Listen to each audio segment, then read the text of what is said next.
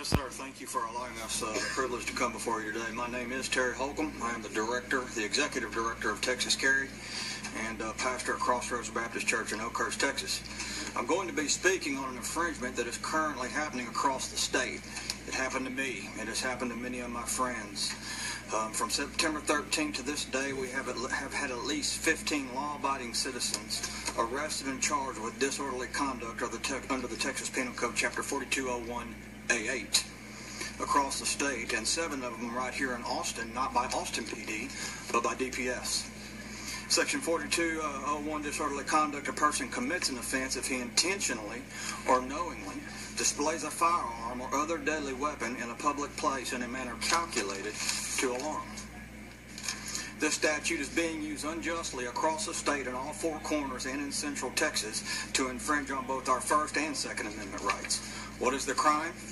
Lawfully carrying a long gun and or pre-1899 black powder revolver or replica of a pre-1899 black powder revolver.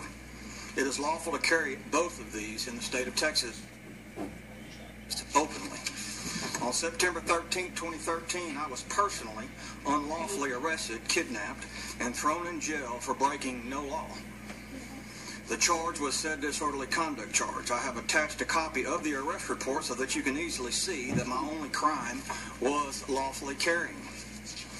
So this committee can get an understanding of what we are dealing with in our state, especially here in Austin, with what appears to be a police state mentality across the state. I wish to quote DPS Legal Counsel's statement from the Commissioner's hearing on October 16, 2013, and I also posted a link for you so that you can go listen to it for yourself. And I quote, "It is something more than just carrying a weapon that is required under this statute. If they are carrying the weapon in such a way that is alarming folks, i.e. waving it around or making threats, then obviously wherever they are, they will be subject to the disorderly conduct statute. My 1858 black powder revolver was holstered, just as it says in the police report, and I certainly was not waving it around or threatening, as is also seen by any such claim being absent from the police report, and yet I was still arrested. I was arrested simply because they did not like it and used this unconstitutional disorderly conduct statute to arrest me without fear of any consequences to themselves. Black versus U.S. ruled, where a state permits individuals to openly carry firearms, the exercise of this right without more cannot justify an investigatory detention. Permitting such justification would eviscerate the Fourth Amendment protections for lawfully armed individuals in those states. Senator, as you can clearly see, this disorderly conduct code is being used unconstitutionally. It is unconstitutionally vague and or overbreadth. I'm not sure which because I'm not a legal expert. I would implore the legislator in 2015 to change 4201A8, to remove it completely, as it is negatively impacting the citizens of Texas due to the fact that law enforcement is using this to stifle both our First Amendment rights and our lawful Second Amendment rights granted us here in Texas. You do have the ability to stand up for the citizens of Texas and do something about this gross abuse to the citizens of Texas, and I'll leave here today believing with all my heart that the legislator will do exactly that. Thank you, sir. So you got thrown in jail and you bailed out, and that's correct. What's the status of it? They have reset it 5 times. Even though we filed a motion for a speedy trial, my CHL is at risk. I've got to have a little fun with that. I've been able to blame the same thing back at them in my county. My family went through a tremendous amount of trauma with that arrest because we had permission to have this event. Yeah. And so... Okay, well, you know, appreciate the info, and it does concern me, and you know, where we're going to go with this, I don't know, but I realize it could be a traumatic event. But I'm also going to say it's probably pretty traumatic for the guy that arrested you too. You know. Well, since he was awarded to, I agree. Either. I agree with you. So he didn't have we gotta, you know, what I want. Y'all are. I don't know how to put this. You're getting a real favorable reception from a whole lot of people. Okay. But, and there's things we want to change, okay? And there's, you know, I'm just speaking for myself. Yes, sir, please. But it can go too far, okay? I'm telling you that you can be within your rights and do something, but it's still wrong, okay? Because somebody else is going to react badly and maybe you provoked that, maybe you haven't.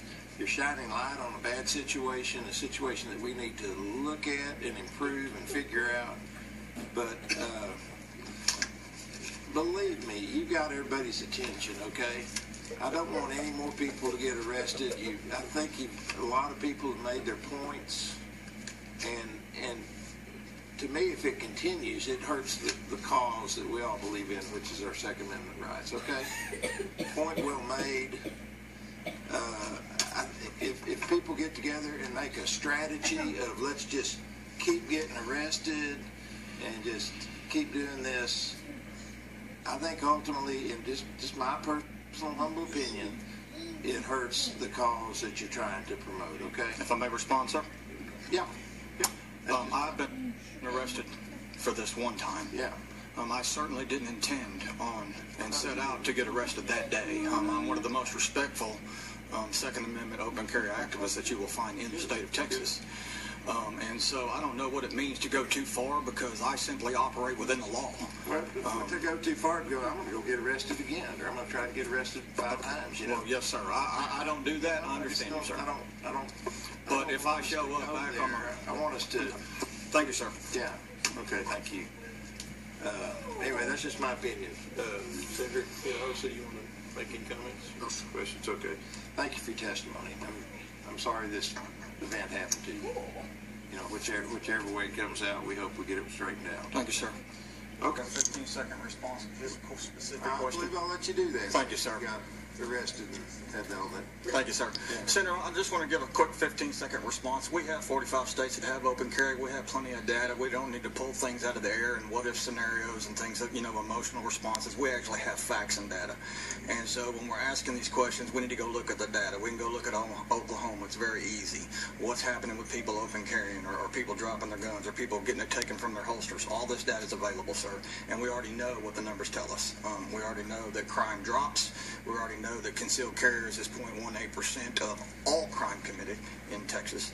And so we don't need to pull things out of thin air. If we stick to the data, we have these answers, and we'll be able to get a good bill through. HB 700 was a great bill. It respected private property rights, and it addressed these questions that you have.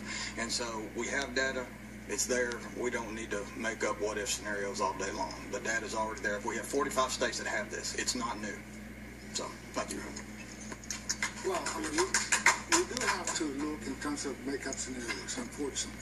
You cannot predict and plan and pre-plan for every possible... Do you operate on data or supposition? Well, and data can be manipulated too, sir. Any kind of data can be manipulated.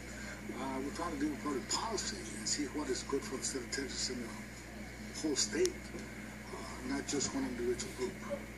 All right. Thank you, both of you. Jim,